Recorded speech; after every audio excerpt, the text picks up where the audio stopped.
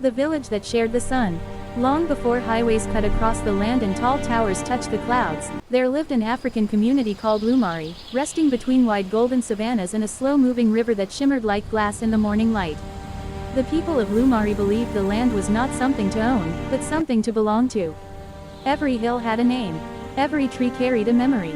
And every child was raised with the truth that a single life had meaning only when it was woven into the lives of others. At the heart of Lumari stood a great baobab tree, older than any elder and wider than 3 huts joined together. Its roots broke the surface of the earth like ancient fingers, and its branches stretched toward the sky as if holding it in place.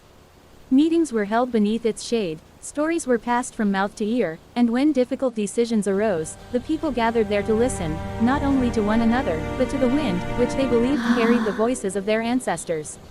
The community was guided by Elder Campbell, a man whose hair was white as ash and whose eyes still shone with the curiosity of a child.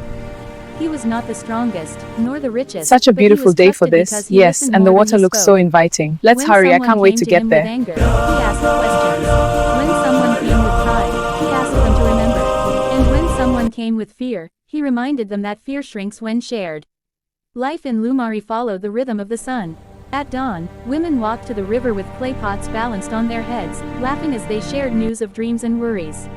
Men moved toward the fields with hoes resting on their shoulders, singing songs that kept their steps in time. Children chased goats through the grass, their feet bare, their hearts light. No one hurried, yet everything was done. One season, the rains did not come. Listen closely, for the wisdom of our ancestors guides us still. The river sank lower each day, revealing stones that had not seen sunlight in many years.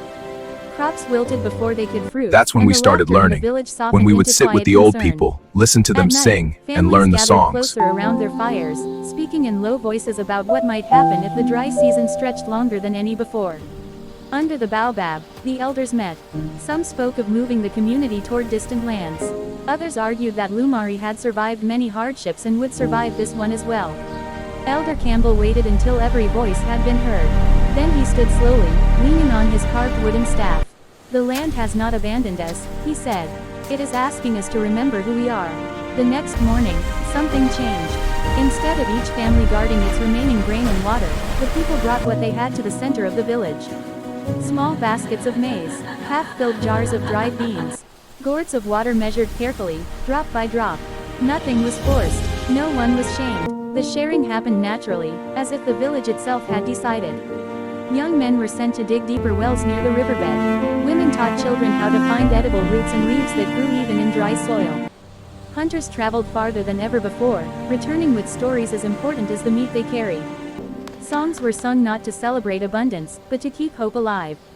Among the children was a girl named Amari, whose mother had fallen ill during the harsh heat. Each day, Amari fetched water and sat beside her, telling her stories she remembered from the elders. Though her voice was small, it carried strength. Listen closely, for the wisdom of our ancestors flows through these words. Amari climbed the baobab and tied strips of cloth to its branches, symbols of prayer taught by her grandmother. Others saw her and followed. Soon, the great tree was decorated with quiet wishes and shared faith. No one asked if it would work. They only knew that believing together felt better than fearing alone. Weeks passed.